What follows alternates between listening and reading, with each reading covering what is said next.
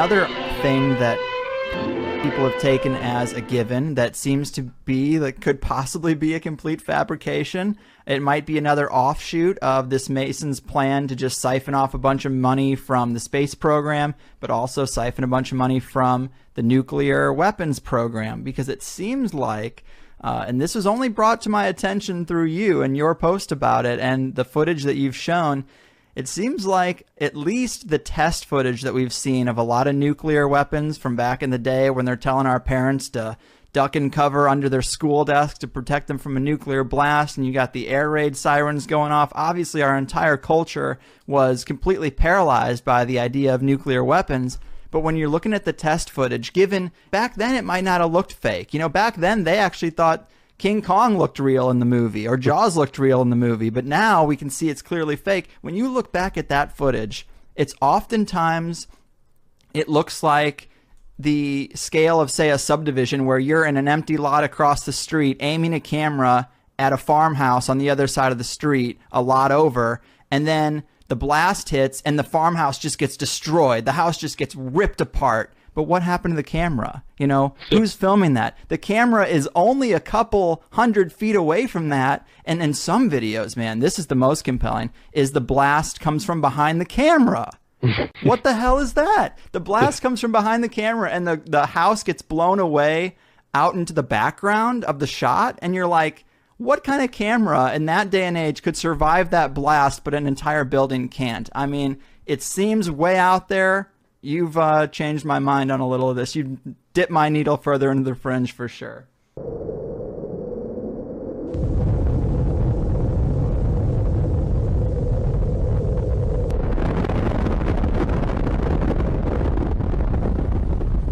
Do nuclear bombs exist? Your immediate answer is yes. But how do you know? During the mid-20th century, television and movie watchers were bombarded with imagery of what was purported to be atomic test footage. But what were they really watching? They couldn't rewind a videotape or rescan through a video on their computer. So what option did they have but to accept these images at their face value? Now we have opportunity to scrutinize these images to see if they hold up to analysis. Take a look at these trees. Now what was that? And who turned the camera? They're in awfully straight lines, aren't they? Now this must be a different blast because it's coming from a different direction. Wait, now they've put it back. But those are the same trees we saw in the first clip, aren't they? And now this. First they showed us these trees that they panned left on. Then they show us these trees that look like they should be next to a model train. Notice how straight the rows are.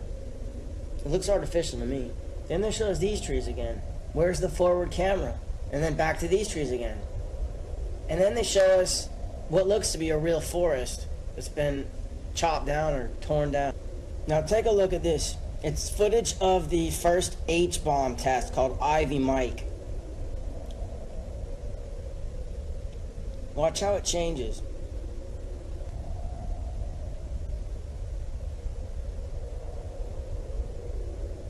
That's a composite. Then it morphs into this. It looks like a completely separate explosion. Now take a look at the frame before the explosion and then the one after. These frames were cut together. Why? Then this frame was cut to this, which looks like the sun to me. It looks like they're zooming in on the sun. Maybe a composite because the clouds aren't moving. Then they introduced some sort of liquid. It looks like a laboratory concoction in composite with the sun. Next is Operation Dominic Fireballs in the Yukon. What does that look like to you?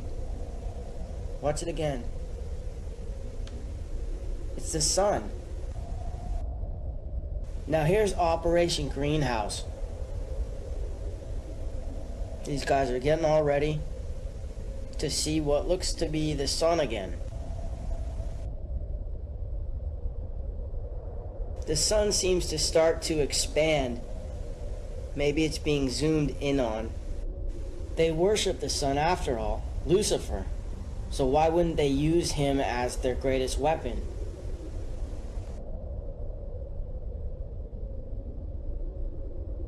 And who headed up the whole program? None other than J. Robert Oppenheimer of the Oppenheimer family, who is reputed to have been the original financiers who got the Rothschilds started in Frankfurt, Germany in the 18th century. He should do his duty, and to impress him, takes on his multi-armed form and says, "Now I am become death, the destroyer of worlds." You're thinking, what about Hiroshima? Is that Hiroshima? Is that Hiroshima?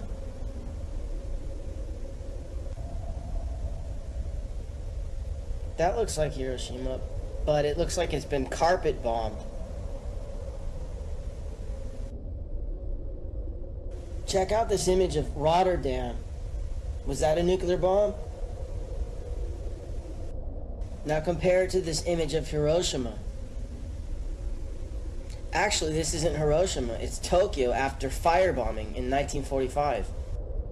If you accept that FDR might have had foreknowledge of the bombing at Pearl Harbor, maybe you might want to leave room for the possibility that his propaganda machine might have created the myth of atomic bombs.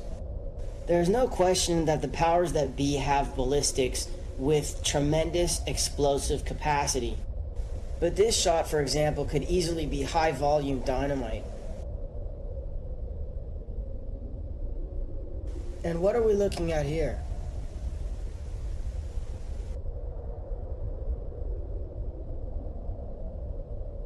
Take a look at this house again. Whatever was strong enough to blow it to smithereens wasn't strong enough to even shake the camera.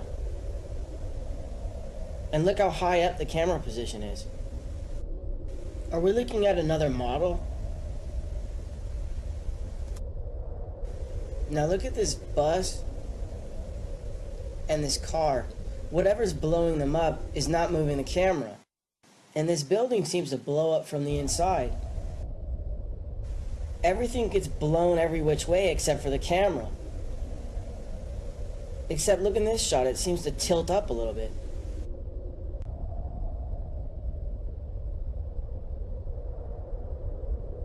Now this is one of my favorites. Watch the two guys behind the glass. Who's filming them? Isn't he being exposed to all that rocket fuel?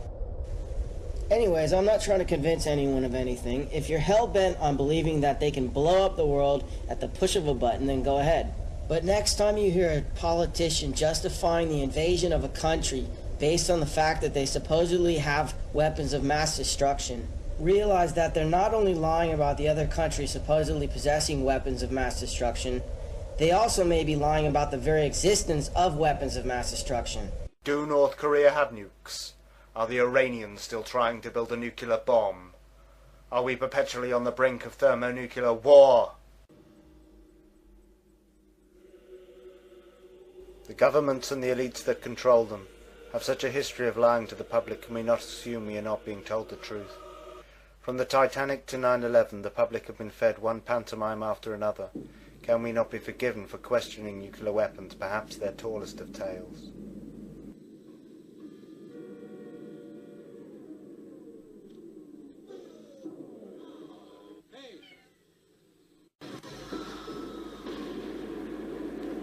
All this time has passed and still no nuclear war. This is excused with the notion of mutually assured destruction, the idea that all supposedly nuclear-armed nations fear their own nuclear destruction too much to try to destroy another, and so we live in perpetual nuclear peace in a world of continuous conventional war.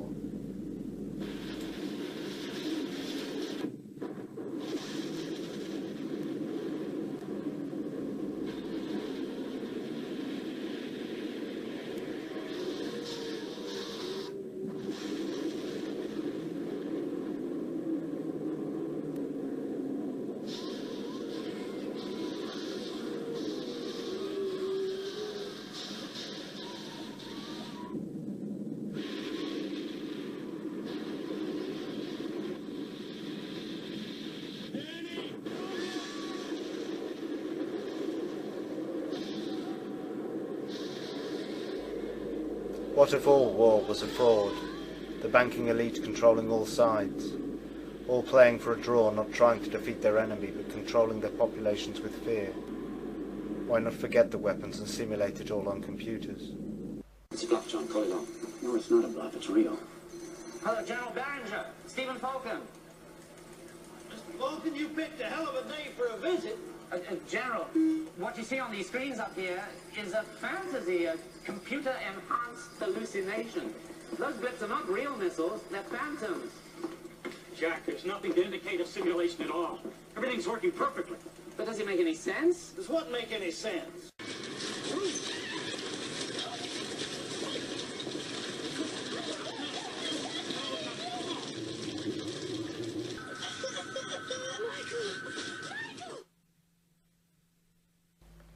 Wouldn't it be cheaper and easier to pretend? Why spend all that money on weapons you know you're never going to use? When convincing your enemy or your public you've got them achieves the same ends.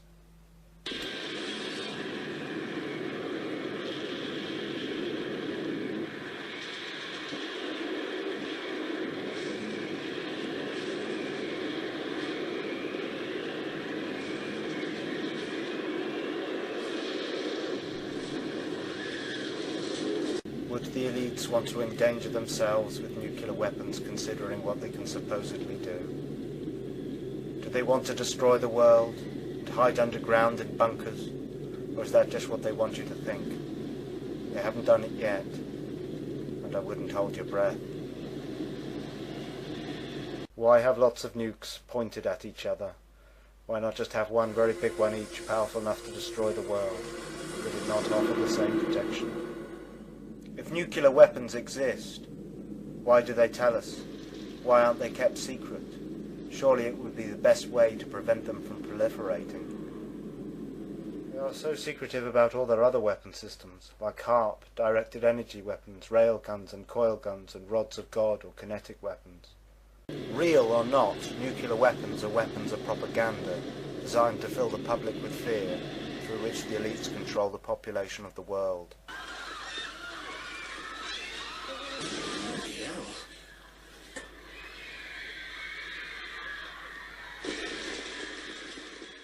Is this a game, or is it real? What's the difference? Oh, wow. German scientists had split the atom by bombarding uranium with neutrons, which caused instability in the uranium nucleus. During this split, mass was lost and was converted into kinetic energy. They had discovered fission, and with it, opened a Pandora's box.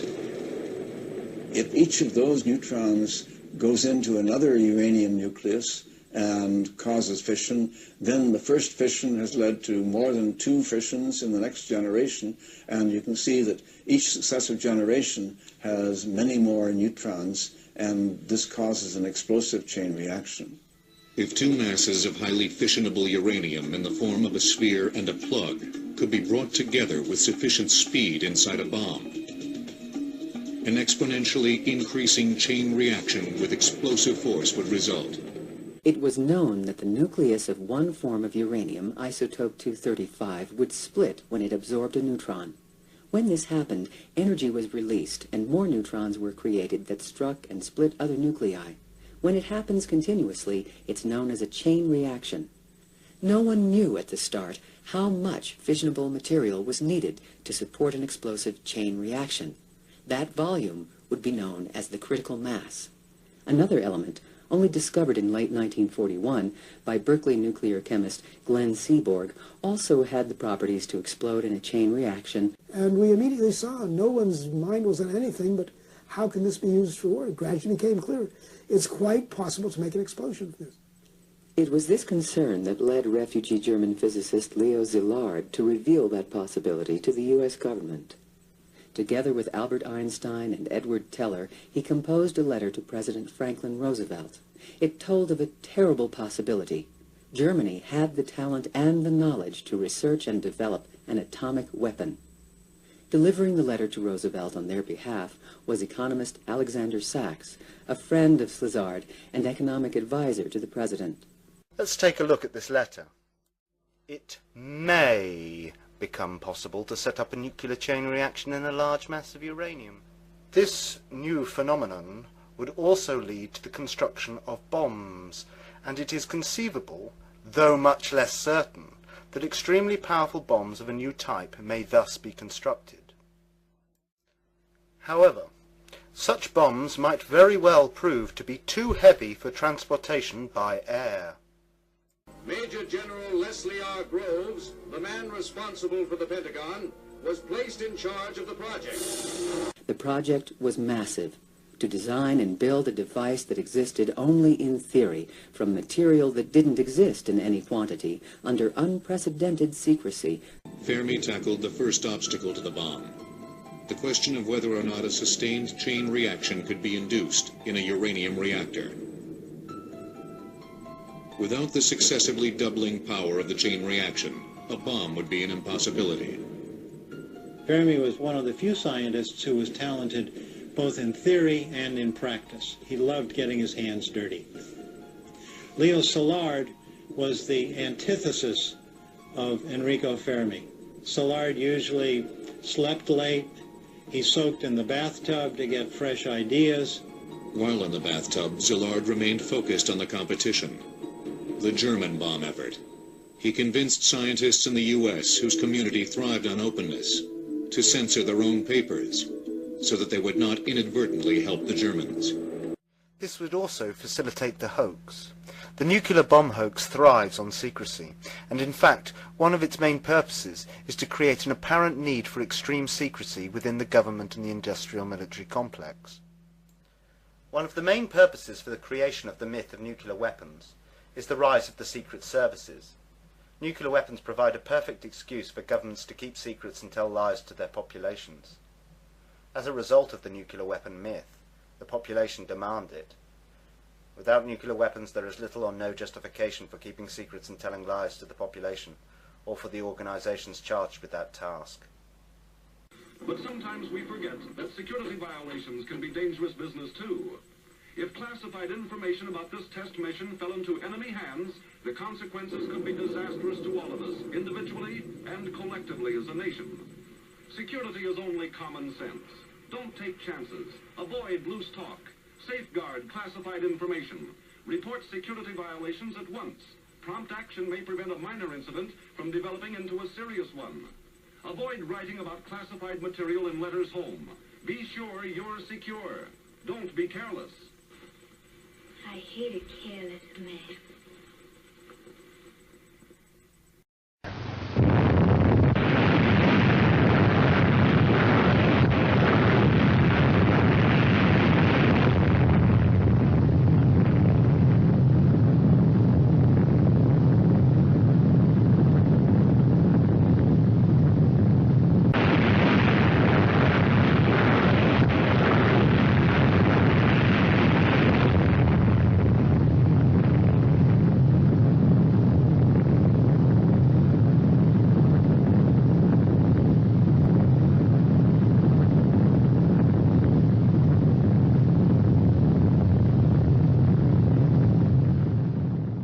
Strike them head on. Lord, they're turning into flames. Now the whole field's covered by the woods of the cars and gas tanks of the automobiles spreading everywhere. Coming this way now, about 20 yards to my right. Ladies and gentlemen, due to circumstances beyond our control, we are unable to continue the broadcast from Grover's Mill. On August 14th, the Japanese government decides to accept the distasteful allied terms of unconditional surrender. Atomic warfare has made further resistance futile.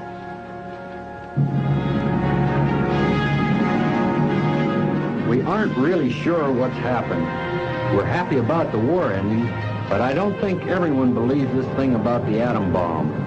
I think it might be some kind of propaganda device that gives the Japanese a good excuse to surrender. Perhaps the Japanese said we dropped a bomb, and we're just going along with it. There aren't any big celebrations. Now again, we now turn to Japan, and the first Portuguese ship blew into Nagasaki, And there, it was actually a storm blew them in, and they had Jesuits on board. And otherwise, it wouldn't have been for the storm, would have blown in. It was really kind of a bizarre story. But then the Jesuits made a very big stronghold in Nagasaki. Then they also made another one north of there in Hiroshima.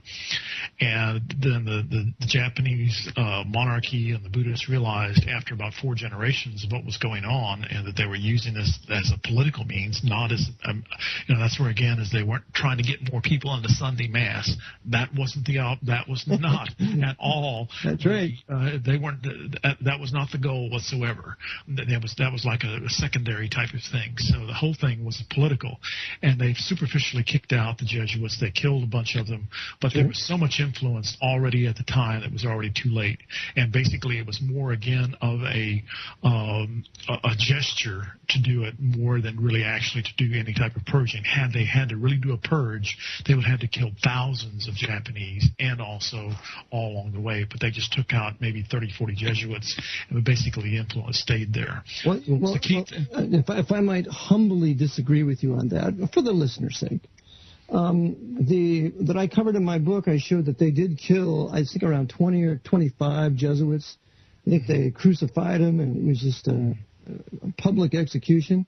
But when Ieyasu expelled the Jesuits in 1614, that was considered final, but they ultimately had to do that nobody could come into Japan, I believe, around 1639. And the only ones they allowed to come to port in Japan were the Dutch Protestants because of Will Adams. And Will Adams was the English ship captain of a Dutch Protestant ship who warned the emperor of the Jesuits and who brought the British in to fight the Portuguese in a great big sea battle. And I believe about 30,000 Japanese were killed. So it was a big battle. And as far as I believe, it seems to me, the Jesuits were indeed kept out for about over 200 years until Commodore Perry and his gunboats come in 1854 and forcefully opened Japan to the British and to the Americans. And it's at that time that the Tokugawa shogunate is overthrown in 1867 because the Tokugawa shogunate was the abject enemy of the Jesuit order. They had to resign. They killed Emperor Komi because Emperor Komi was only 36 at the time, and he said, no white men are entering this country. We're not having any of these foreigners in here. And so he was assassinated, and they made his son, who was 14 years of age at the time, Emperor Meiji, and he ruled Japan for some 40 years. So based upon those things, I believe that Japan was a legitimate expulsion. And then look at the terrible punishment of the population of Japan during World War II. All the firebombing, the detonations of nuclear devices on the ground, I'd say. It was just a total destruction of their culture so it could be rebuilt into this commercial colony for the Jesuits. Well, it's also, too, is that they resisted of doing any type of banking.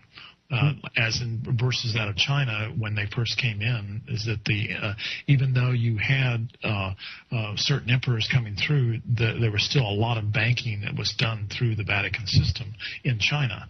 Basically, they resisted this banking as much as possible in China, and I believe that was also one of the key things is why then, but they had enough influence, though, then to fearmonger with the Hirohito and the late 1800s, then to modernize per se and phase out the samurai as far as being military in Japan. And again, I believe that was a lot of it having to do, again, with if you look at the history of Jesuit influence of arming them.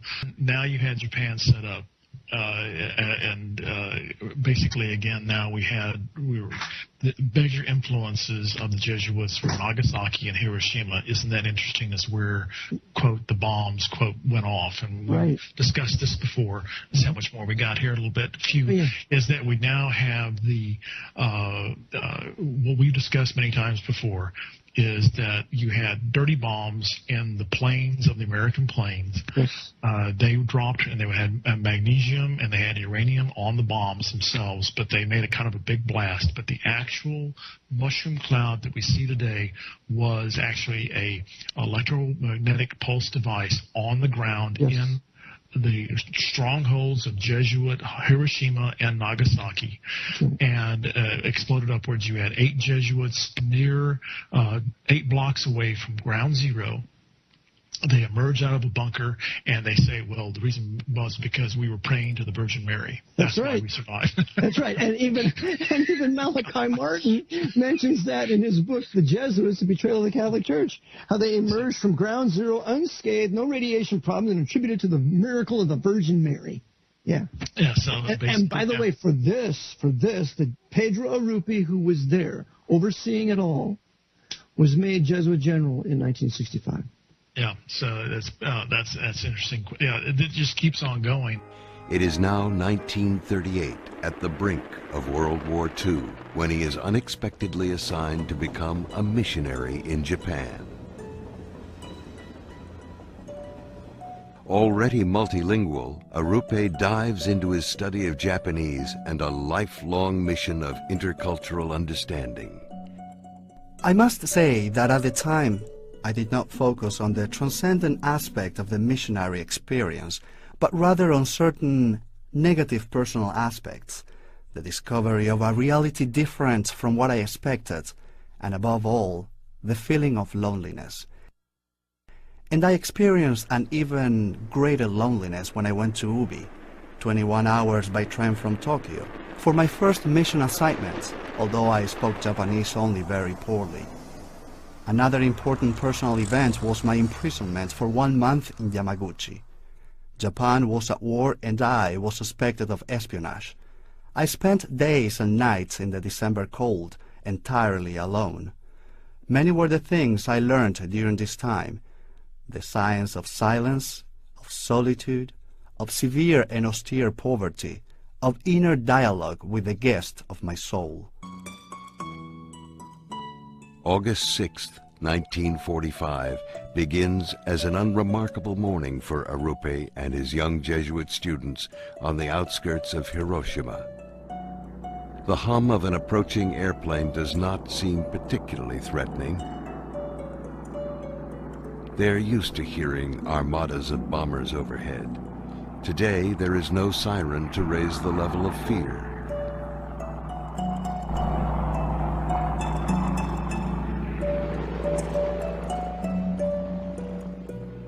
So on August 6, 1945, when the first atom bomb fell on Hiroshima, Arrupe and his group were just outside the city limits. They heard it, and everything flew apart in the house. They didn't know what it was. The fate of Father Arrupe and his novices is later filmed for the record by the American government. Between 0 Point and the main building of the novitiate of Jesuits was a hill which served to lessen the intensity of the blast. Yet, despite this protection, the glass in the doors of the main entrance foyer were shattered, and the paneled ceiling was blown loose by the force of the explosion occurring 4 miles away. A group of Jesuits who were teaching in Hiroshima witnessed and survived the explosion. One of them has provided an eyewitness account. I am Father John Zenas, professor of philosophy at the Catholic University of Tokyo.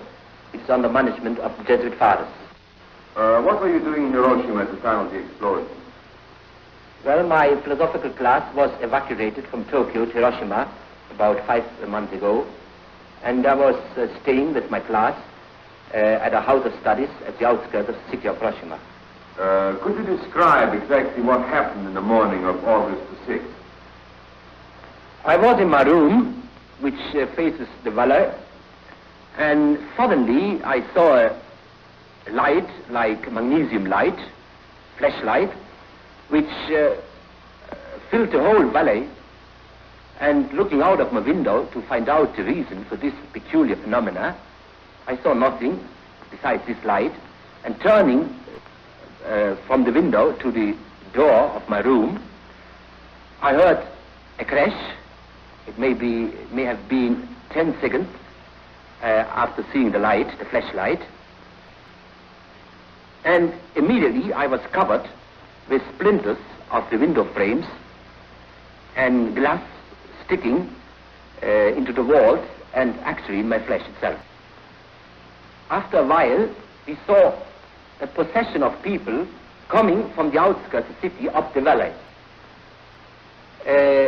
many of them, most of them, were wounded, especially the parts of the body which were not covered by clothes, like hands, feet, back. They came up to our house, and we did what we could, but there were no possibility to give much of aid. What is your opinion as to the story that the ruins of the city emitted deadly rays? Well, I think that it's just a rumor. Because I myself and others of us have worked in the city itself immediately after the explosion for several hours, and we felt no ill effect at all. In future years, Arupe would be called upon many times to tell his story, beginning immediately with U.S. newspaper reporters and military investigators. What were you doing in Hiroshima at the time of the explosion? Suddenly, we saw a blinding light, like a flash of magnesium. We heard a formidable explosion. After about 15 minutes, we noticed that in the direction of the city, dense smoke arose. We climbed a hill to get a better view. Before us was a decimated Hiroshima. Father Arupe, he's been famous for that, for having been one of the witnesses of the falling of the first atomic bomb. I shall never forget my first sight of what was the result of the atomic bomb. I think it's fundamental. I begin my biography with the moment the bomb was dropped into Hiroshima, and he's there below. And the burst, the spiritual explosion that is produced in him at the moment he stops and sees the watchtower stop at 8:15. The tremendous energy that results helps cure 150 sick who show up at his hospital thanks to a bottle of boric acid that he finds. Assuredly, it was in such moments of tragedy that we felt God most near to us. And this seems to have marked him very much. A kind of feeling of having been close to the end of the world, to have been present to one of the most dramatic events of the history of mankind. Oh, a parking ticket! I was gone 5 minutes! Oh, how could this day get any worse? Oh my God.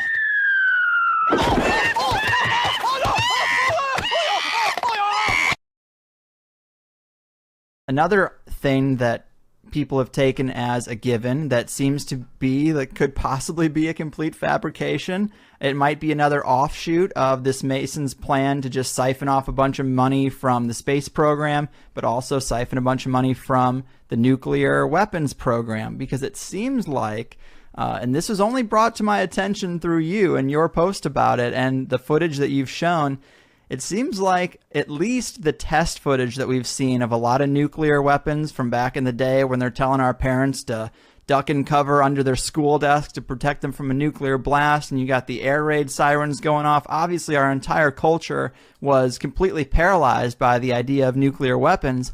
But when you're looking at the test footage, given back then it might not have looked fake. You know, back then they actually thought King Kong looked real in the movie, or Jaws looked real in the movie, but now we can see it's clearly fake. When you look back at that footage, it's oftentimes, it looks like the scale of, say, a subdivision where you're in an empty lot across the street aiming a camera at a farmhouse on the other side of the street, a lot over, and then the blast hits and the farmhouse just gets destroyed. The house just gets ripped apart. But what happened to the camera? You know, who's filming that? The camera is only a couple 100 feet away from that. And in some videos, man, this is the most compelling, is the blast comes from behind the camera. What the hell is that? The blast comes from behind the camera and the house gets blown away out into the background of the shot. And you're like, what kind of camera in that day and age could survive that blast, but an entire building can't? I mean, it seems way out there. You've changed my mind on a little of this. You dipped my needle further into the fringe for sure. Yeah. So it's just another way to get us scared into giving them more money. So we're giving them hundreds of billions of dollars in this space race that America and Russia were doing, and they also did the Cold War, so they scared us into this nuclear scare and then stole a bunch more money to build fake nuclear weapons. And so yeah, the nuclear weapons don't exist as such. The tests that you've seen, the very early ones like you were talking about, are clearly fake, just done on models. Some of the later tests were done using stacked dynamite. You just get a shitload of dynamite and blow it all up, and it makes the mushroom cloud, does the whole thing. And what they'd do is they'd tell one team that, they'd have a bunch of people 20 miles away, say army guys watching, doing the test, and then you've got over on one island these people stacking dynamite, saying that we're doing this for comparative purposes, and the real nuke's going to be over on that island. Meanwhile, they got another team over on that island stacking dynamite for comparative purposes, and the real nuke's going to be on the other island. So they even have military men stacking dynamite that they know is being used for these supposed nuclear explosions, but they believe that they've seen a real nuke, even though they tell them to cover your eyes and put your head in your laps as it happens. You don't see anything until the smoke clears afterwards. But yeah, a lot of military men will swear, up and down that nukes must exist because they were there at some of those tests, and it's just dynamite. They do it beneath water by stacking dynamite in submarines, and you can do it up in the air as well.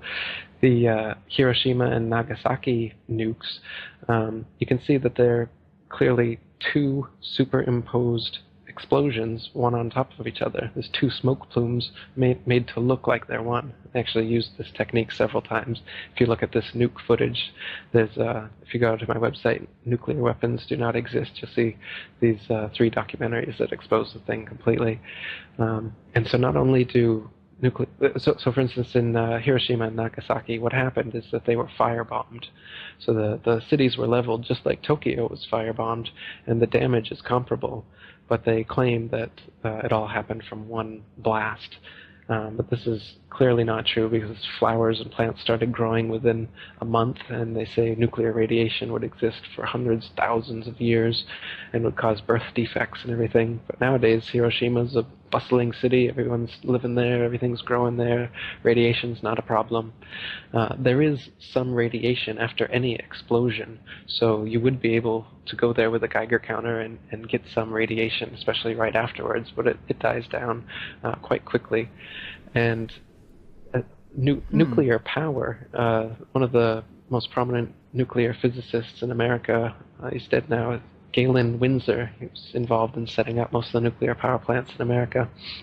And he went all over America for years giving this lecture about how nuclear power is just the most expensive and effective way to boil water. And they're essentially steam plants, and that's all it is. The nuclear component that supposedly causes all this radioactive waste that needs to be, hazmat dealt with, and they drill holes into bedrock and put the nuclear waste deep under the earth, and they've got all these crazy regulations. He says, when we were first working with nuclear material, uranium, plutonium, we held it in our hands, and if some of it got hot, we'd throw it in the water, and that was it. No problem. He said, I would bathe, I would swim in the pool there that we would throw the radiated metals into, no problem. People thought he was crazy. He started drinking a glass of water from it every day, no problems. And then in his lecture, he started eating radioactive waste. So you can see on YouTube, type in Galen Windsor, and he'll take out a Geiger counter, show you some radioactive material. He'll take it out of a tube, and they'll say, I've just caused an EPA, if the EPA was in here, we'd have to clear out this whole area for half a mile, and people would have to come in with hazmat suits, blah, blah, and then he puts it back in the tube, and there's some left over on his hand. So then he licks his hand, shows the waste on his tongue, swallows it, and says, I've been doing this for years. And so the idea is just another fear campaign. And that's why they get the military involved in all these nuclear power plants and the nuclear weapons. It's to siphon off money, keep us afraid, and keep us playing off one another. Everybody thinks that, Russia and America are enemies and that the Cold War is real and the space race is real, but it's all just, they're all like WWE. It's like Hulk Hogan and Macho Man. They're all paid by Vince McMahon. They all go out to eat together. If you're high up in politics anywhere, for sure you're part of this brotherhood that controls everything. There's no independent man at the head of any state. And if he was, what's he doing? The only type of government that should exist is a government that doesn't tax or perform violence on its people. So the only kind of candidate I would vote for is someone who's for the abolition of all taxes and legislation other than common law. If you hurt or harm a person or their property, theft, or breach of contract, those three things, those common laws, are the only things anyone should ever have to go to court for. Everything else is a victimless crime, and this is the big system that they get us caught up in. So they've got millions of statutes and acts that supposedly ignorance of the law is no excuse. So if you break any of these millions of legislations, they've got reasons to fine you or kidnap you and put you in jail, or even murder you if you don't pay them up. So I don't vote. I don't recommend voting. If you could get out of paying taxes, I'd recommend that too. Wow. Well, man, this has been super fascinating. Doing a show like this once a week, sometimes it gets pretty hard to rattle me, pretty hard to get me excited for a topic, but this has done it. Though plutonium may exist in theory, it is likely that it can only be produced in trace quantities and not in sufficient quantity or purity to establish what its attributes are, nor in that which would be required for a bomb. The qualities of plutonium are highly convenient. Not only is it highly fissionable, but also castable and machinable. These qualities were improved by alloying plutonium with gallium, though other elements were tried. Gallium also supposedly lowers the susceptibility of plutonium to corrosion. The isotope we produced was plutonium-238, produced by the deuteron bombardment of uranium.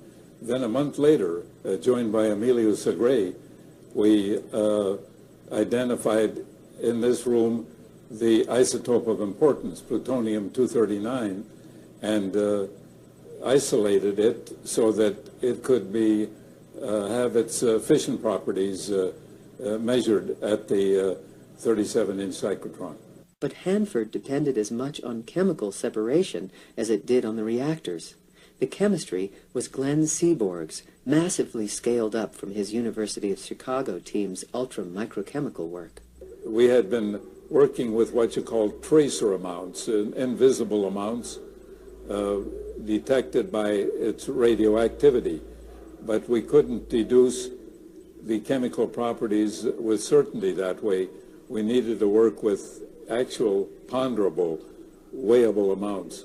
And that's why we produced weighable amounts of plutonium in this way. This meant that we had to work, I say we, are the chemists working with me, on what they call an ultra-microchemical scale.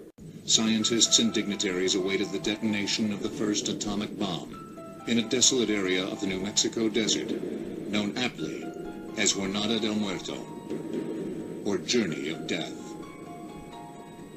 They had taken bets on how much power their creation might unleash, but many wondered whether the weapon would work at all. But as the test date drew closer, there was a nagging uncertainty about whether the bomb would actually work at all. 5, 4, 3, 2, 1.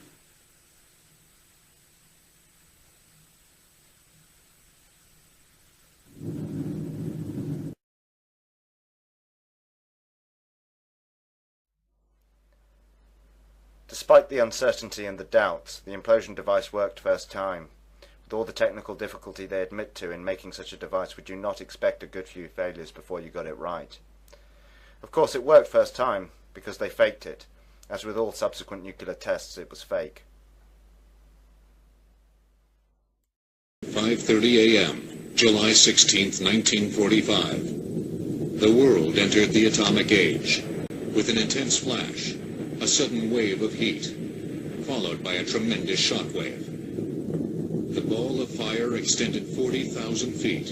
The bomb packed a punch equivalent to 20,000 tons of TNT. The bomb packed a punch equivalent to 20,000 tons of TNT, completely vaporizing the steel tower. Later in the morning, Fermi and physicist Herbert Anderson donned white surgical scrubs and rode in 2 lead-lined tanks to ground zero. Fermi's tank broke down after only a mile, and he had to walk back. Is there any reason they didn't want Fermi to see the evidence firsthand? Radiated dust and debris from the blast, fallout, would fall onto neighboring communities.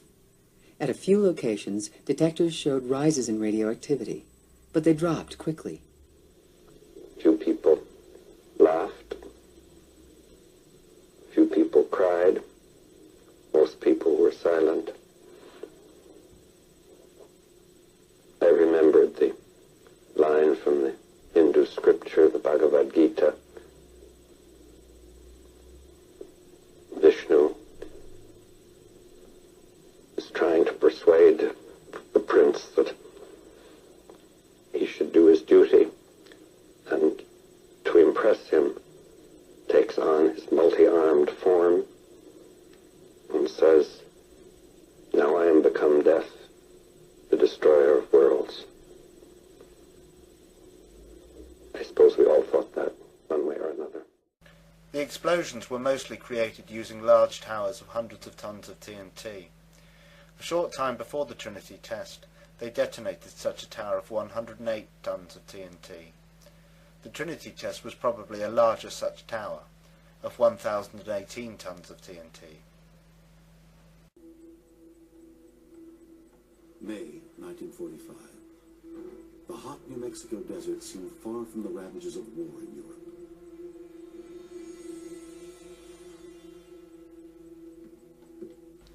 The trick relies on encouraging people to believe a big explosion is a massive one. With eyewitnesses, this is achieved through distance. From a distance, it is difficult to know how big an explosion is. Most will accept it as being as big as they are told it is. It was very big after all. The trick also relies on people's propensity to exaggerate when recalling experience. It would have been the biggest explosion any of them had ever seen, and so they are likely to tell anyone who asks that it was big, in fact very big. They are unlikely to play it down and say, well, it wasn't all that big actually. For many of them it would have been the most interesting thing that had ever happened in their lives, and so they would tend to big it up. In order to accurately calibrate the instrumentation for the test, another test, one using only high explosives, was needed. A dress rehearsal of 100 tons of TNT was planned for. Hundreds of crates of high explosives were stacked on the platform of a 20-foot tower. Tubes of low-level nuclear material were scattered throughout the explosives to simulate the radioactive products of a nuclear blast. Everything was set to a scale to match the expected effects of the nuclear test shot. On May 7th, the high explosive was detonated. The orange fireball was seen 60 miles away.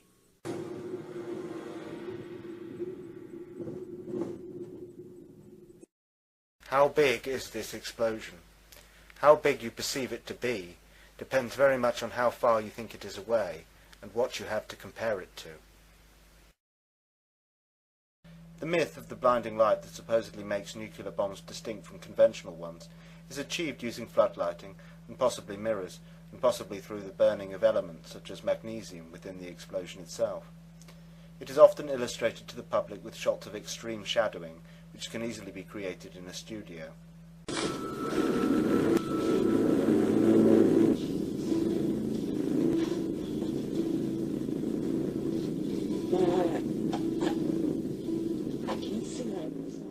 Most witnesses will never actually see the supposed blinding light, as they were usually told to close and cover their eyes, and often to turn their backs. Often the illusion was reinforced with protective goggles and clothing.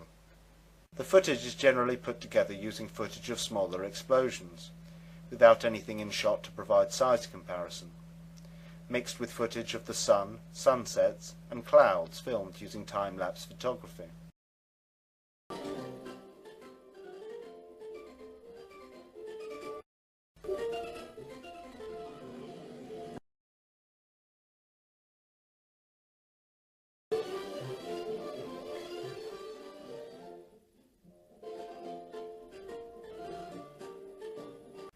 There is little or no unedited footage provided to the public. Almost all of the footage has cuts, and often cuts away to shots of observers or shots illustrating the supposed destructive force, and back again to the footage of the developing aftermath of the explosion, and then away again and back again. And so the public rarely sees a so-called nuclear explosion complete in one continuous sequence. Mushroom clouds are not unique to so-called nuclear explosions. The illusion of nuclear weapons was also manufactured with the use of very large conventional bombs, fuel air bombs or thermobaric or vacuum bombs. Up close and from a distance they could easily be mistaken for mythical, much larger so-called nuclear bombs. But it was one unique conventional bomb that was the climax of high explosives in Vietnam. Called Big Blue 82, it was a blockbuster that caused injuries for miles. At 15,000 pounds, a single bomb was the entire cargo for the journey into hostile airspace.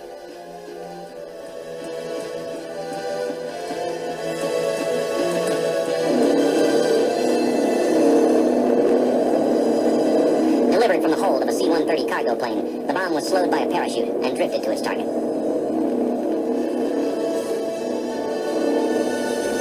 When it exploded, the crater was enormous, and the destruction total. Russian military has announced the testing of a vacuum explosive device that unleashes a shockwave with the power of a nuclear weapon, according to Russian scientists. U.S. forces have used a thermobaric bomb, which works on similar principles, in their campaign against al-Qaeda and Taliban forces. The first and most obvious question people ask when confronted with the idea that nuclear weapons may be a hoax is, what about Hiroshima and Nagasaki?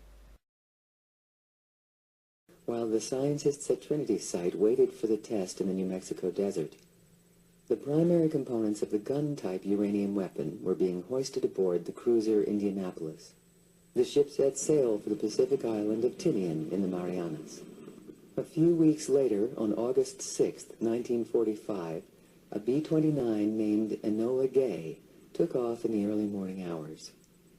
Just after 8 a.m., it dropped the weapon named Little Boy, which exploded approximately 1,000 feet over the Japanese city of Hiroshima. Boom! The uranium gun weapon, or Little Boy bomb, was a simple design, and scientists were confident it would work without testing. Designers considered a test prior to combat use unnecessary and impossible, since there was only enough U-235 for one bomb. And so Little Boy goes into combat as an untested weapon. In the past 24 hours, 4 heavily loaded B-29s have crashed on takeoff.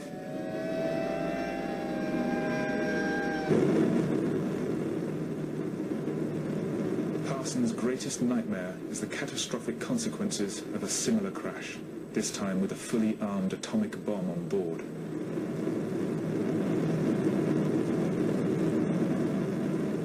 Disregarding months of planning, he makes a last-minute decision to attempt the arming of the bomb in the air and not on the ground, something which has never been tried outside the controlled, sterile environment of the laboratory. Armed with just a screwdriver and a spanner, he spends hour after hour practicing the techniques required to arm the bomb in flight. The temperature inside the bomb bay soars to over 40 degrees, but he continues, even as his hands start to bleed. There is no room for error. The next time he does this will be for real, 31,000 feet up in the sky, exactly 2 hours away from the target. This is padding the narrative in order to make the very dull story of dropping a bomb more exciting, and to sculpt it into a triumph against the odds.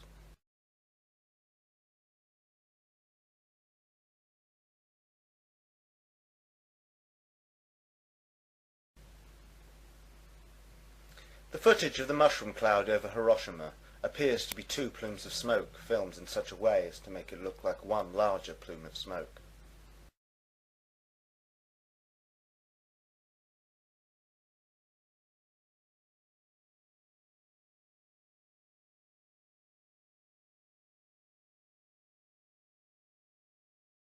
"8:18. My God, what have we done?"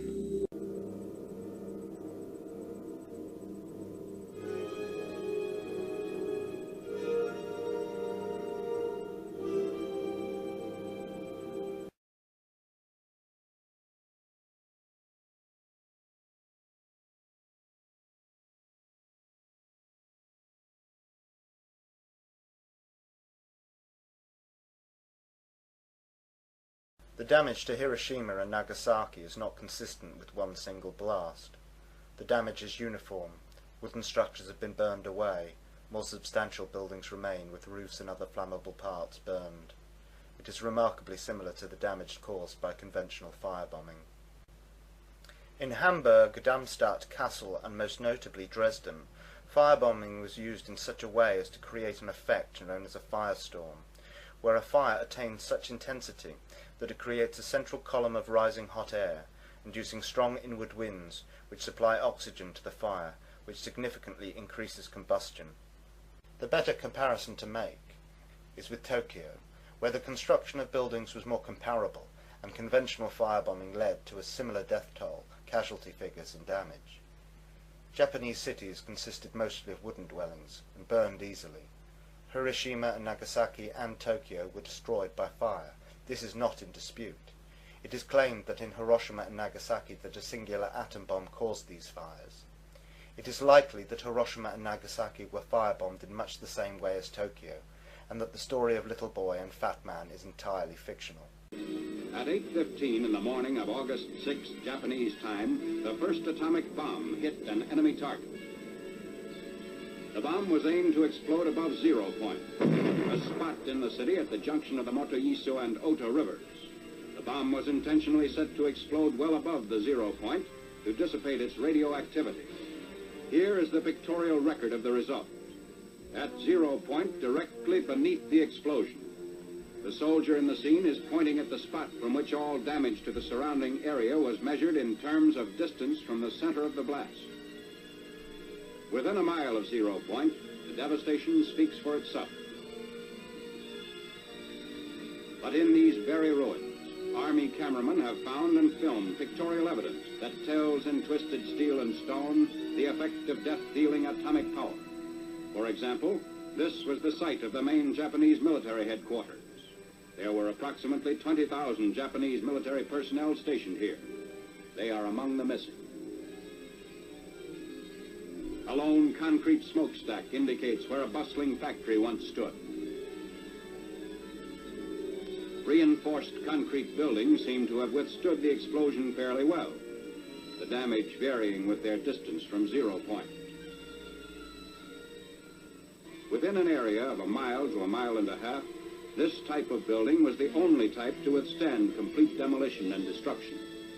Here's a building that was actually knocked sidewise, giving you an idea of the force of the blast.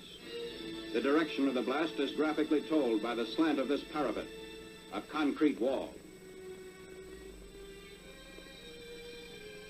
Etched in the stone base of what was the Russo-Japanese War Memorial are telltale lines, atomic handwriting for all to read. Another signpost of the direction and force of the explosion is blasted in the polished granite base of this statue. The light surface indicates the angle of the blast, 2/10 of a mile from 0 point. Many of the shattered windows pointed like skeleton fingers the direction of the atomic wind of death. On one side, blown in. On the other, blown out, with atomic tornado force.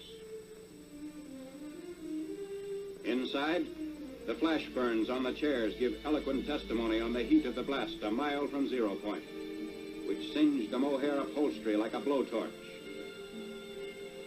Hiroshima City Hall, which stood at an angle of 45 degrees to the direction of the explosion, had its doors and windows blown in, but suffered much less damage than buildings squarely in the path of the blast. The windows and doors offer mute evidence of the way the blast swept into the structures. The destructive circle within a mile from 0 point had a few notable exceptions, mainly reinforced concrete. On the edge of the area of greatest damage was a landmark, the Red Cross Hospital, which never ceased functioning, although it sustained damage. Today, it dominates the desert of a debris that was Hiroshima. Another notable exception to the general demolition was the Higashi Railroad Station in East Hiroshima, a mile and a half from the center of the blast. This building, however, suffered extensive damage. The twisted steel beams and concrete wall show the effects of the tremendous concussion.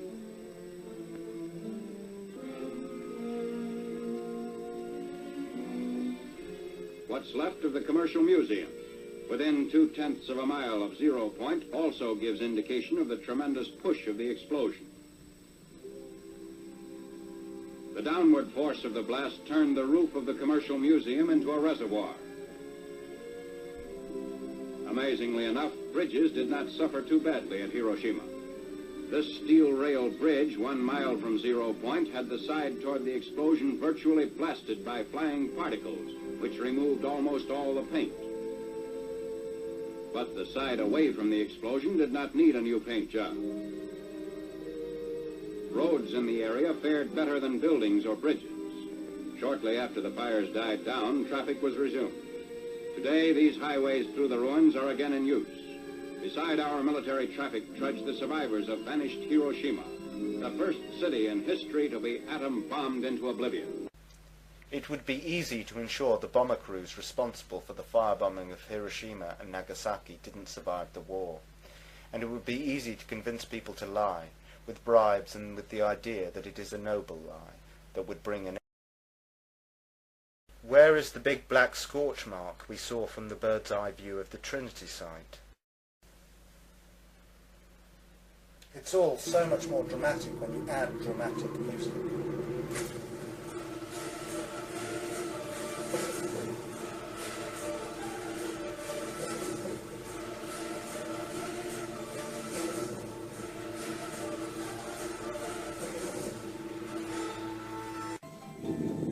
Although Trinity had been a success, questions remained about Fat Man.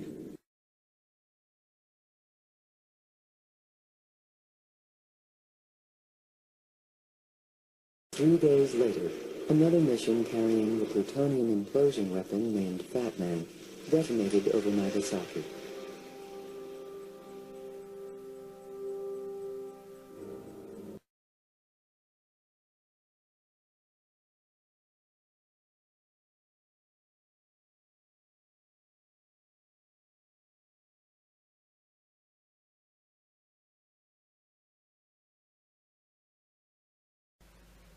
Cue the dramatic music.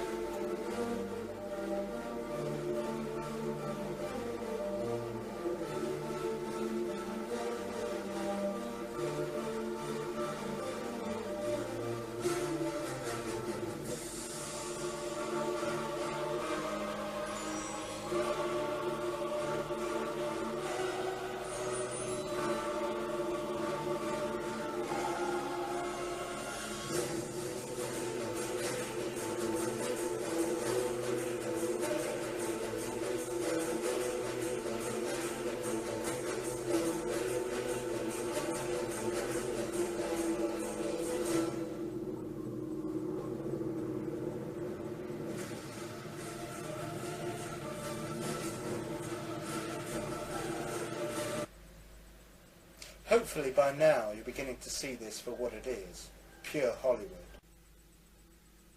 The uranium gun weapon, or little boy bomb, was detonated over Hiroshima at an altitude of 1,800 feet, the height to achieve maximum blast effect.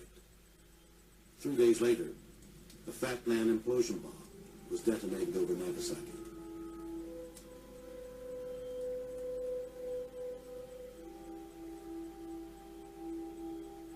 In Hiroshima, 70,000 people were killed or listed as missing. Of its 90,000 buildings, over 60,000 were demolished. The implosion bomb dropped on Nagasaki took the lives of 42,000 people and injured 40,000 more. It destroyed 39% of all the buildings in the city. With a yield of 20 kilotons, similar to that of Trinity, this weapon would be considered a nominal atomic bomb and provide a blueprint for all future nuclear weapons. These skulls in the foreground are very illustrative. Throw in a nice emotive baby playing in the rubble. Burn victims are in no way evidence of nuclear detonation. Standard heat will cause burns. Burn victims are indicative of firebombing. Radiation is also not proof of nuclear detonation. Radiation can easily be faked. It merely needs to be claimed. But as we have seen from the TNT test at Los Alamos, radioactive material can be spread by conventional explosives, and so presumably conventional bombs. However, there is no significant evidence of any long-term radiological contamination of either Hiroshima or Nagasaki.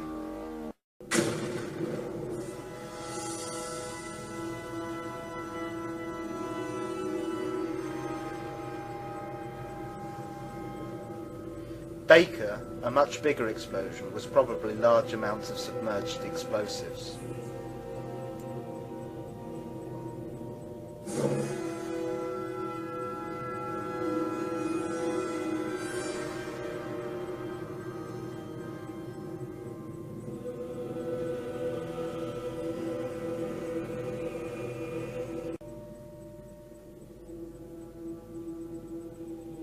Soon enough, the Soviets would begin to build their own fake nuclear bombs.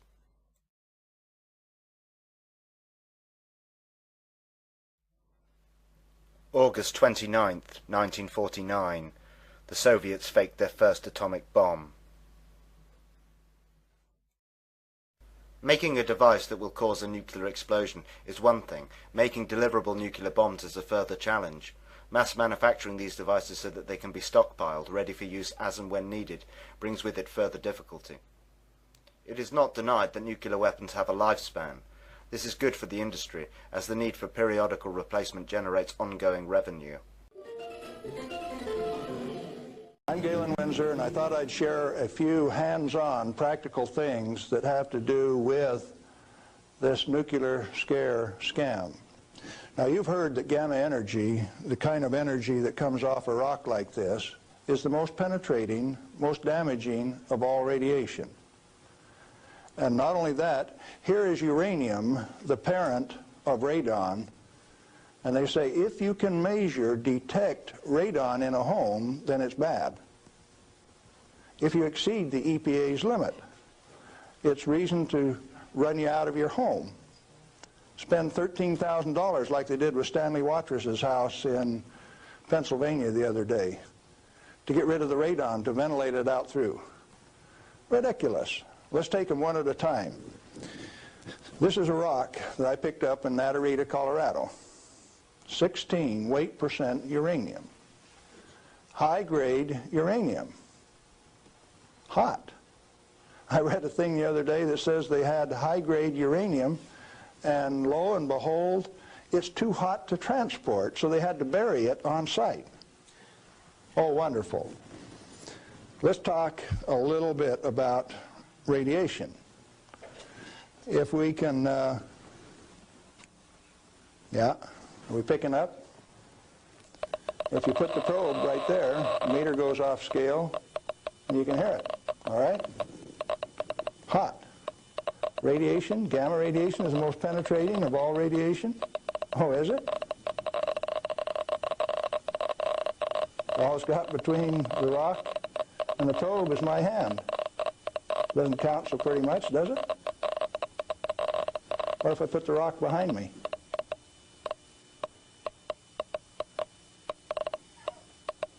You don't suppose they've been lying to you, do you? I suspect they have. Well, let's do a little bit more. I got a black bottle. Good stuff comes in white bottle. A bottle of no-dose.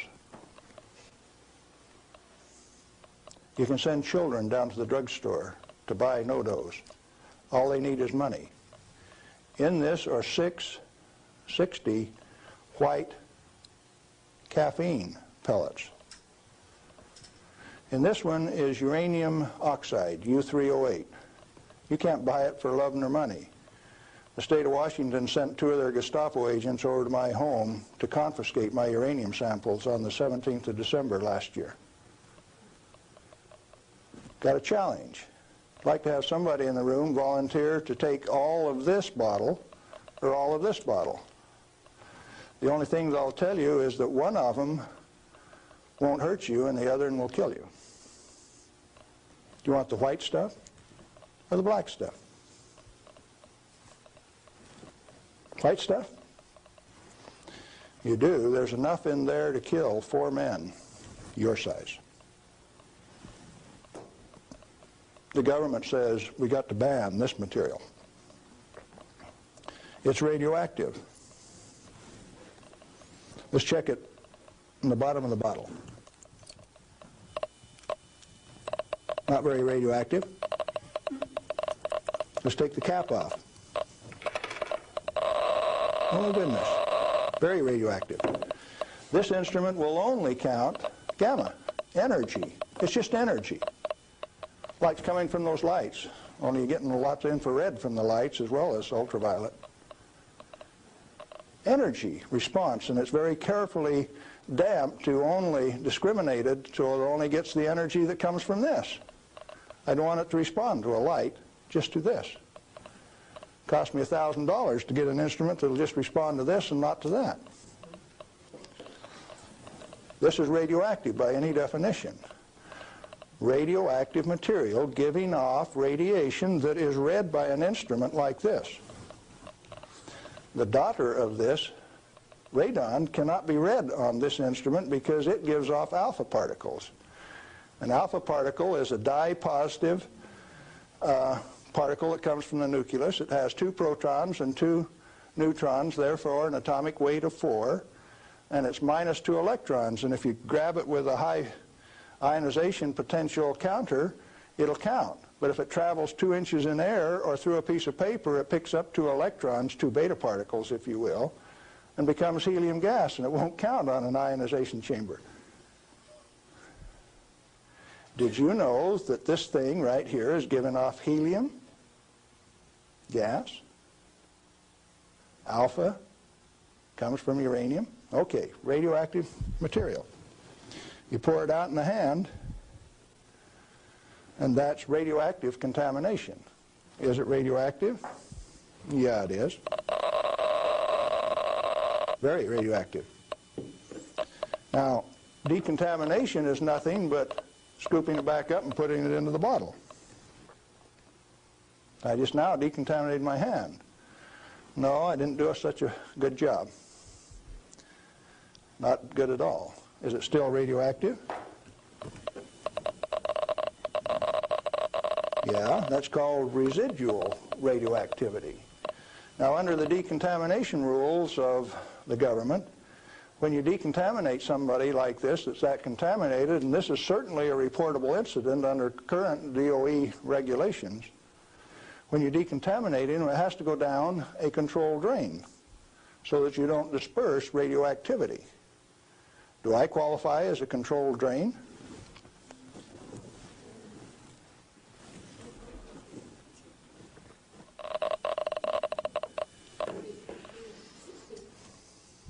That material that I just ate is not soluble in body fluids. Like it's been this. It was fired originally at 940 degrees C, where it becomes U3O8. Known in the industry as HCl insoluble. In other words, it will not dissolve in concentrated hydrochloric acid, hot. Your stomach has 10th normal hydrochloric acid in it, so it won't even dissolve. The stuff is so fine that it has no texture to it. Doesn't even feel rough. So it's tasteless, odorless, has no texture. How's it supposed to hurt me? Because I've been eating this on lecture tour for 2 years, the state of Washington felt it necessary to confiscate my uranium samples so that I would be safe. Dr. Fulton from the Hanford Environmental Health Foundation called up and he says, "Hey, I heard one of your guys OD'd on uranium today, Galen." And we talked for a little while and he says, "Oh, that was you." And I says, "Listen, I can eat all that stuff I want." He says, "It'll ruin your kidneys." "How are your kidneys?" "They're fine." "Well, you should have been chelated within 4 hours. And I mean, you guys are going to follow me around the country and give me chelating agents every 4 hours after I eat it on lecture tour?" He says, "We'll give you any medical assistance that you need, Galen. We don't want anything to happen to you." I said, "Did that include turning out the federal SWAT team 4 days ago to get me?" Where are these guys coming from? Well, here's a piece of metal. Density of 19, 19.0. If you know your chemistry and physics, you know that there are only two metals that have that density, plutonium and uranium. Radioactive, pyrophoric, density of 19. Outside of a laboratory, most of you can't tell me whether this is uranium, plutonium, or a mixture of the two. Now, I said that it's heavy, and it is. Let's see if it's radioactive. Yeah, it is. Pyrophoric, what does that mean? Pyro, fire. Black on the end. The spark that just came off there is pyro, fire, burn. If it's plutonium, I just contaminated this area of Arizona in excess of the EPA's limit for 1 square mile of surface.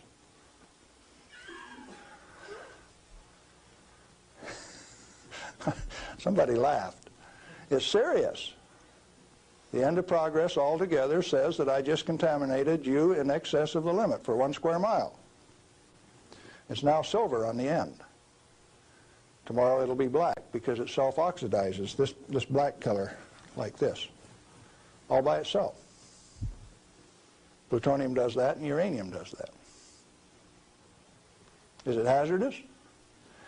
Yeah, it is, because they take depleted uranium metal and make it into 50 caliber bullets, fire them from shoulder-held weapons. In 1976, they obsoleted tank warfare with these things because it only takes one dog face with one weapon to knock out a 65-ton tank. It'll go through 3 inches of armor plate, and when it comes out the other side, it's that white hot spark that we just made.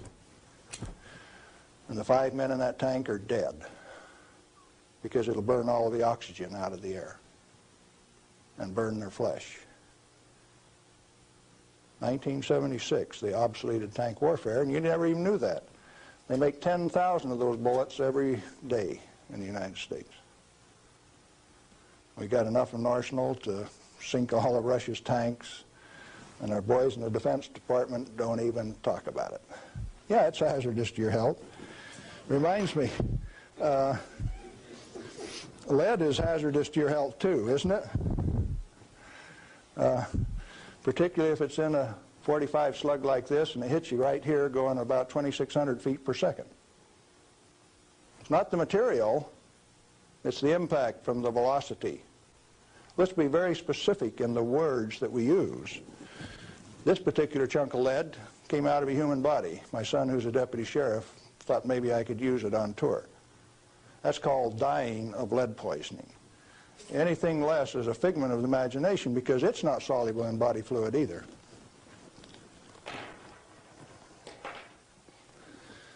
This is a pellet of cobalt-59. If you put it in a reactor into a neutron field, you can convert cobalt-59 to cobalt-60, which gives off a gamma. It becomes the source that doctors use to irradiate patients to 7,000 Roentgen for one patient. The total dose absorbed by radiation workers at 3 Mile Island in the last 6 years is something like 1,500 Roentgen. 5 times more given to a single individual in a doctor's facility. Now, do you know why I say that the federal regulations are absurd? And if you live by those federal regulations, maybe you're being absurd too?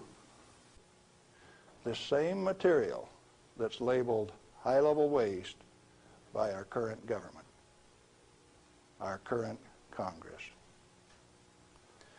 Now, plutonium is an interesting chemical element. It is created in a nuclear reactor.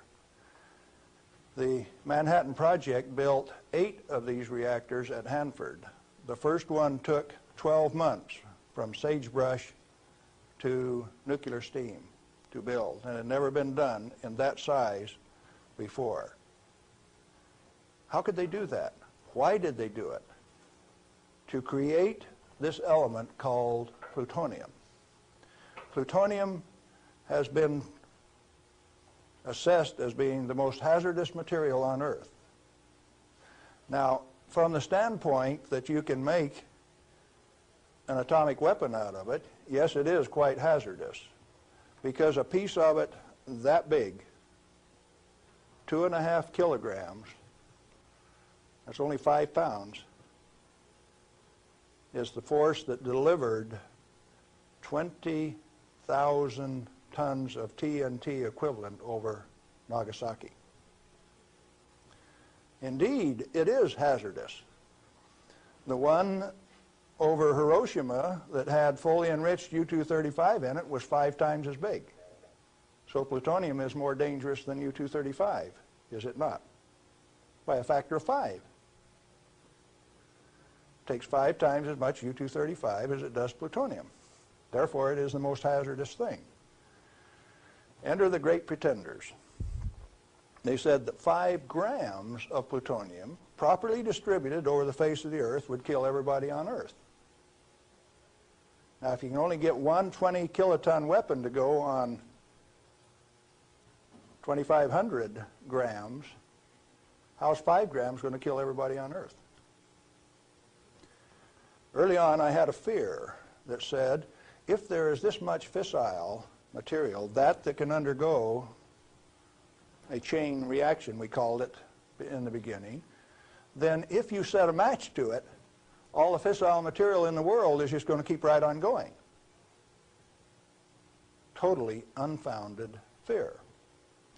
It turns out that when you're in this business of recovering plutonium, like we recovered so much of it at Hanford, we found out that if you have it in a solution where it's less than 5% plutonium, it won't go critical any way that you kick it.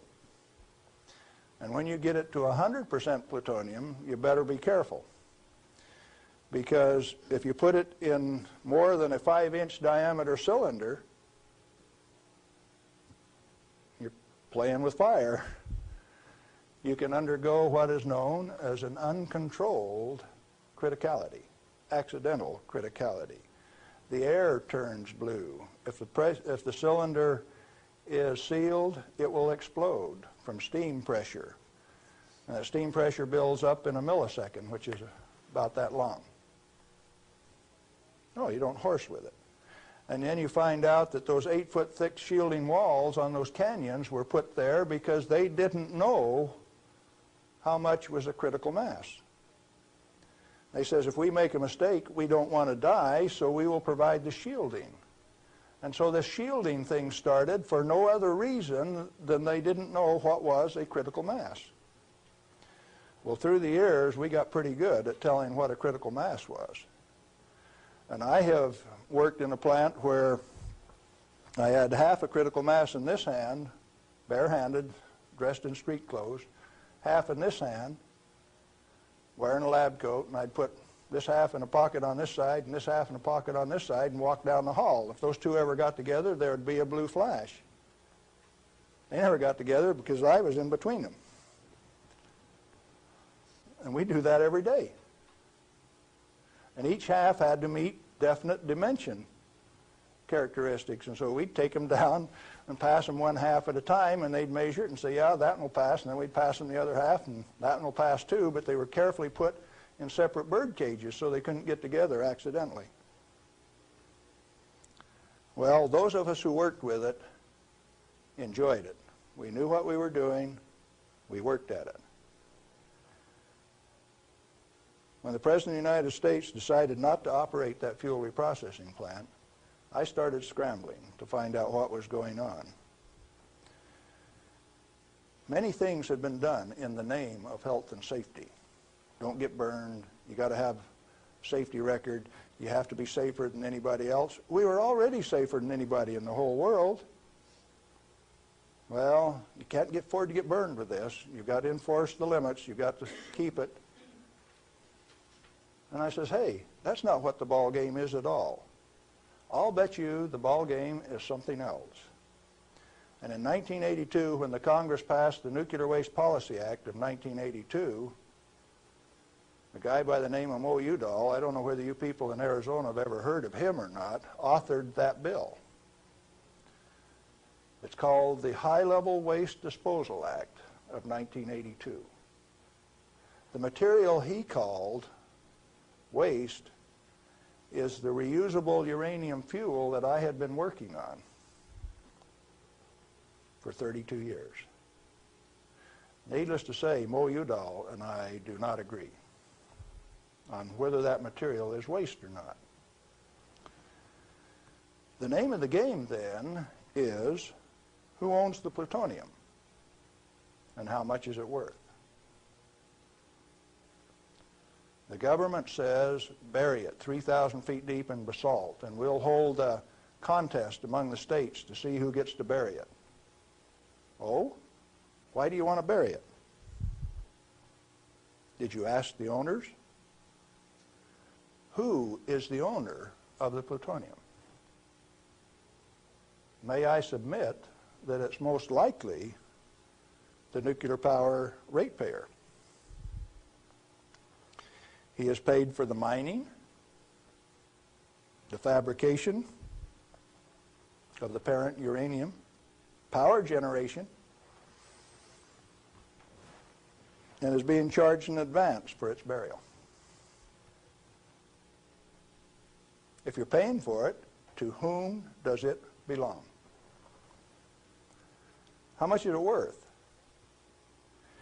In inflated dollars, a ton of reusable uranium fuel contains useful metal isotopes worth upwards of $10 million a ton. Mo Udall says it's high-level waste. The value of reusable uranium fuel scheduled for permanent disposal probably exceeds the national debt. Naturally occurring plutonium quantities, and you know plutonium does occur naturally. Plutonium-244 is found at the residual activities of the several, 8 at least, Oklo phenomenon reactors across the world. First one found at Gabon, Africa. Naturally occurring plutonium quantities have been enhanced by transmutation of uranium. That's the reason we built reactors in the first place. Our ability to detect and measure emissions from these elements is useful in inventory control. When fissile elements, fissile isotopes, are present at less than 5 weight percent, plutonium-239 equivalent, and the heavy metal oxide matrix is stored dry in air, it has no critical mass. Remember we talked about shielding was because they didn't know what a critical mass was? If it is light water reactor fuel at less than 5% equivalent fissile content, you can handle it, you can do anything you want with it, you can stack it up, you can have a room full, you can have a handful. As long as you keep it dry, it will not sustain a chain reaction. What then is all this falderall about a little bit, 5 grams will kill everybody in the world? They don't know what they're talking about. And when they say that, they're thumbing their nose at measurement experts like Galen Windsor. I am insulted when they say those things and get away with it because it has no bearing on the truth. It cannot be mishandled. It will not expose any person to an unshielded nuclear reaction. In other words, no controls are necessary except to prevent the pilferage of the inventory. Have you got that one? Let it register. Do you need governmental rules and regulations and instructions? No way. Then why do we have all of those rules?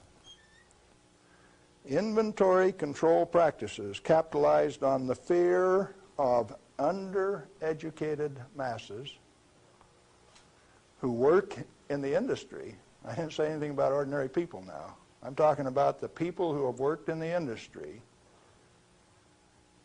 and those who cast stones from without.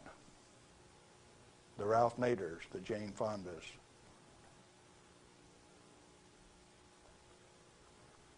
Now, it doesn't take you much thinking to find out that maybe the industry is the source of the problem. The industry is the one that made up the committees that made the rules that the Congress enforced. You ever thought of it that way? The strangest kind of feather bedding that's ever been dreamed up, it makes the railroad engineers look like pikers. The only amounts of fissile process materials that are of health concern to the handlers are those that can accidentally cause an unshielded nuclear chain reaction, or that will cause erythema from the shortest wavelength, highest frequency, and therefore the most easily shielded ultraviolet light emissions of the electromagnetic spectrum. Big words. Let's see what they mean. The emissions from uranium, plutonium, cesium, all of those things are only important if you assemble an amount that if you get this amount and this amount together, it can go critical. You can get a blue flash and therefore get burned. And that's happened 34 times in the business, and 8 men have died as a result of that. Accidental criticality. Documented in Los Alamos document 3611, if you want to check the source.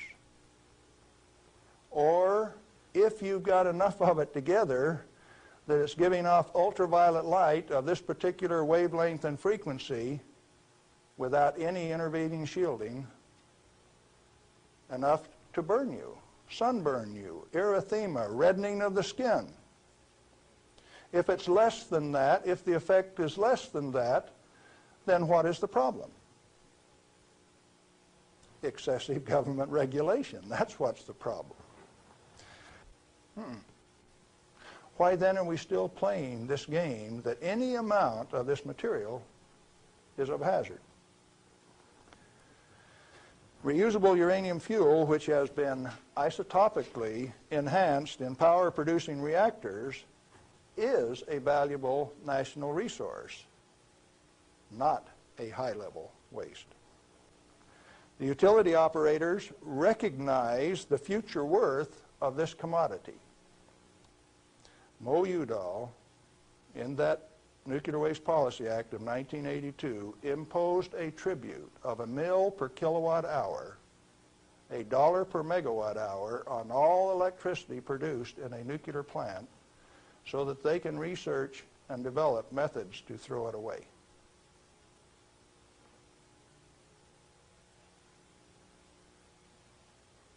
Why do the utilities willingly pay this amount to the Secretary of Energy?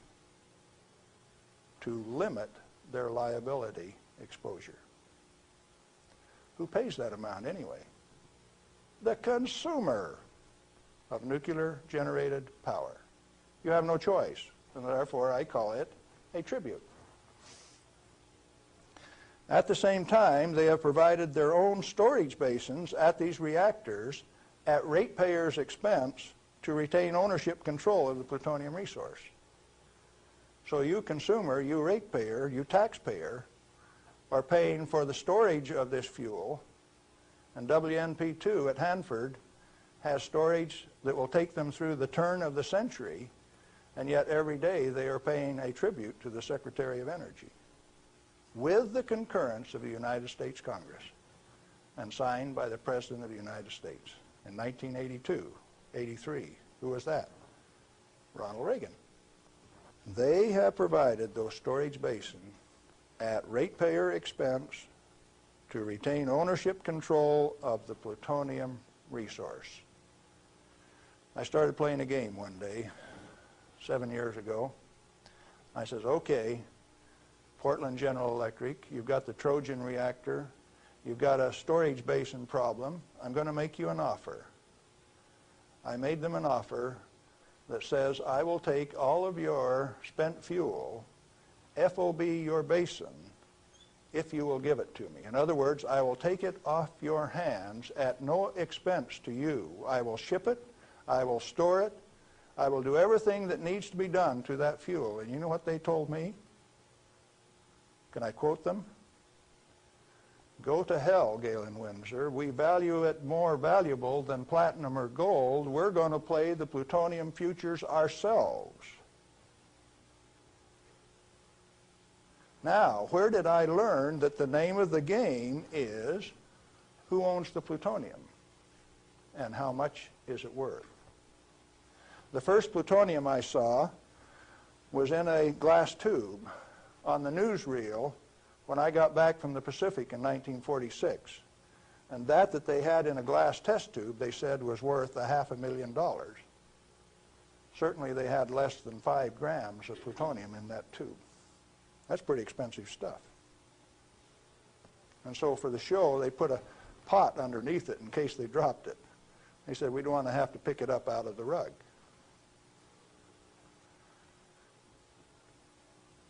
When it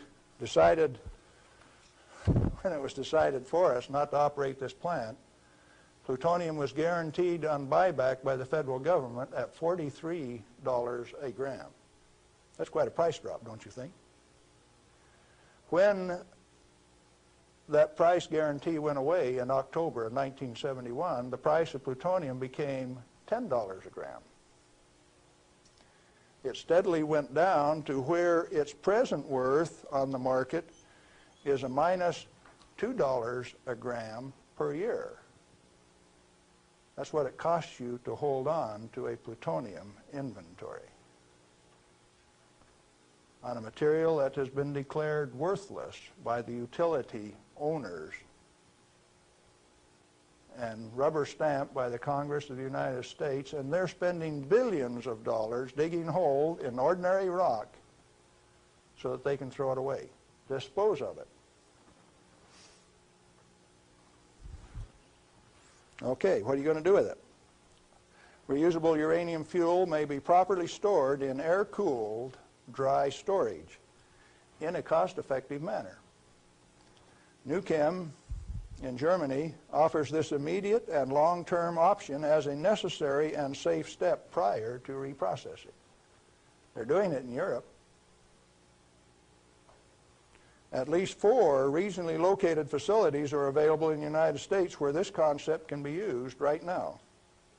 Barnwell Nuclear Fuel Plant in South Carolina, Midwest Fuel Recovery Plant in Morris, Illinois, this one, Nuclear Fuel Services in upstate New York, and Redox Processing Plant at Hanford, Washington. These fully shielded, already radioactively contaminated storage areas have secure, limited access. All have been operated under processing conditions of 10 CFR 50, and the MFRP has a 10 CFR 70 storage license, the only licensed storage facility away from a reactor in the United States. It singly, all by itself, is capable of storing all of the reusable uranium fuel that needs to be moved away from power reactors for the remainder of this century. We had that storage designed in 1975. Had the approval of the design. Why then are you spending money over here in New Mexico on the waste isolation project? Why are you spending money at Hanford at the basalt waste isolation project? Why are you spending money at Beatty, Nevada for storage when I can already store it in this building that's already built? I just named you 3 others that can do the job all by themselves too, and I know where there's 14 more buildings that can do it. What are we going to do? Redox and other excess facilities at Hanford are capable of dry storing all commercial REF until plutonium recycle, at least through 5% enrichment, is reestablished, or until the 22nd century, whichever comes first. RUF can be cost-effectively stored in existing facilities. Where does Mo Udall came off then, saying that you cannot use this plant for its intended purpose unless it is owned by the United States government. He has said that. The waste isolation projects are politically mandated wasting of national energy and construction resources. Plutonium proliferation by diversion of stored reusable uranium fuel is of minor importance compared to global availability of fully enriched uranium by laser isotopic separation. Let me explain that last thing that I said. Jimmy Carter said you can't ship plutonium to India, but in the same paragraph said you may ship them fully enriched uranium. Oh, Jimmy Carter, that peanut brain, what did he just say? He says that when the Israelis took out the reactor in Iraq, they had fully enriched uranium from France. And they says those rascals, those Iraqis, are going to take that fully enriched uranium, put it in that reactor, irradiate it to plutonium, and therefore have to recover the plutonium in a plant like this, and we stopped them when the fully enriched uranium makes a better weapon than the plutonium in the first place. Now, when the President of the United States says things like that, and when the press gives it credibility, I get insulted. And right after I get insulted, I get angry. And I've been angry for quite a while now. And finally, one day, I said, my own personal security is not important. I think I'll go tell this tale. All I want is to tell my story. The commodity that I communicate is called truth. And so then I ask you a question, a very brief, pointed question. Who owns the plutonium, and how much is it worth? And then I'm going to attach on to that a question I want you to think about till we talk again. If you haven't been burned by this particular source of radiation, what is your problem? You obviously have one. Otherwise, you would join with me in telling the truth about this particular commodity. And so yes, I'm recruiting helpers. What happened to the guys who taught me the business? Thousands of them. The hands-on business. Where are they? They're still there. Why don't they talk? Who are the they that say this is the way the business is going to be run, whether it makes sense or not?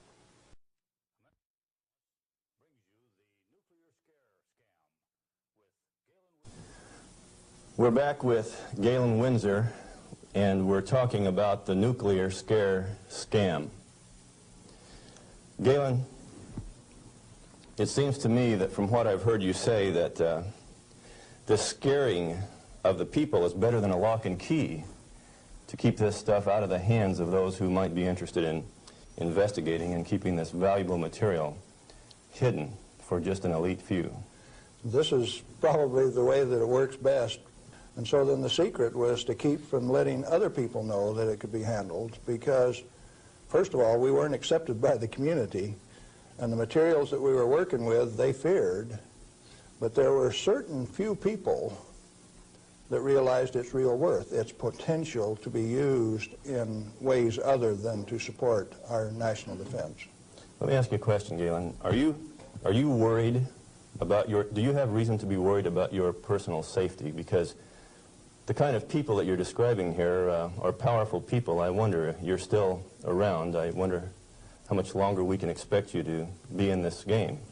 Well, on the 13th of December last year, the NRC, Nuclear Regulatory Commission, Region 5, turned out a federal SWAT team to get me on a federal warrant issued by Bob Thomas out of Walnut Creek, California. It was kind of funny in a way. They turned out this federal SWAT team at Hanford, and they had my picture, and alongside it says, "This is an irrational individual. He poses a threat to our security. Take him at any cost." Now, the reason that I'm still here only has one logical conclusion. I have lots of help. Well, you've told us about how that you and others of your friends and colleagues have handled many times this so-called deadly nuclear energy material that the whole world is so scared of. Why weren't you afraid of it? Because we did silly things like recover some of the undissolved fuel elements out of the redox dissolver that burned a hole in it. And we went in and sampled these things by a remote process. We got it out into our hands and found out that we could walk around the lab with them barehanded and they wouldn't hurt us. And we were standing there in the lab tossing them back and forth. Uranium metal that wouldn't dissolve in the boiling nitric acid. Well, if you find out that you can play with it, and it was only 90 days since that thing came out of the reactor, and it doesn't burn you, why should you be afraid of it? So in other words, you're telling me that you learned to not be afraid of it because of practical use and application and hands-on experience. Hands-on. We might even been playing games. Okay, you say that you swam in this water that was straight from spent fuel used to cool that fuel, and Yes. you swam in it. Yep. You told me earlier that you went a little bit beyond that. Would you share a little bit of that story? Well, swimming in it didn't have the desired effect. So I decided I had to be more direct with these people that were giving me trouble. They were kind of hard to teach, so I went to drinking a glass of it a day. I had the bottle of it. Last time I went swimming, I filled this 2-liter bottle with water and washed it off on the outside in the shower when I washed me off on the outside so that we didn't tattletale. You know, radioactive material is just a trace or a tattletale. So you got to get it off so they won't know that you've been swimming in the pool and drinking the water. So I took this bottle in and set it on my desk. And who would suspect that the manager of safety and analytical service had a bottle of spent fuel pool water sitting on his desk, and he drank a glass of it every day. And this was unheard of. Nobody ever did that crazy stuff before. How has that affected you, Galen? Well, as near as I can tell, it made me about 6'4" in my cowboy boots, 210 pounds, and really quite a nice fellow. All right. What then happened as a result of your doing this strange experiment on your desk with this water? What was the result? Can corporations have a heart attack? I think General Electric had one, because after they ran me through a whole body gamma scan in December of 1974, by the time I got out, because I had a plutonium lung burden and it took 45 minutes to an hour to count that, everybody on site knew that the manager of safety had been swimming and drinking in the swimming pool, the spent fuel storage pool. Had cesium-137 at a ferociously high level. It even exceeded the NRC's limit. And I'd been drinking it. They knew the fat was in the fire. Now, where do we go from here? Well, first of all, I got a poison pen letter from the people in San Jose. And he says, "Thou shalt not do those things. They'll find out that the inventory can be stolen." Well, that didn't sit very well with this cowboy, because nobody tells me what to do, particularly when what I do is right and hasn't harmed me. Who are they to tell me what I want to do? What I'm saying to you is that the federal regulations are absurd. The congressman that put them into place ought to be fired. They ought to be sent home. The regulators, what do you do with them? Quit paying them. The taxpayer, the electorate, elects those people to go out and do a job. Why do you continue to pay them when they're teaching you baloney, when they're putting in regulations that don't make any sense. Cut it out. Quit paying them, fire them, send them home.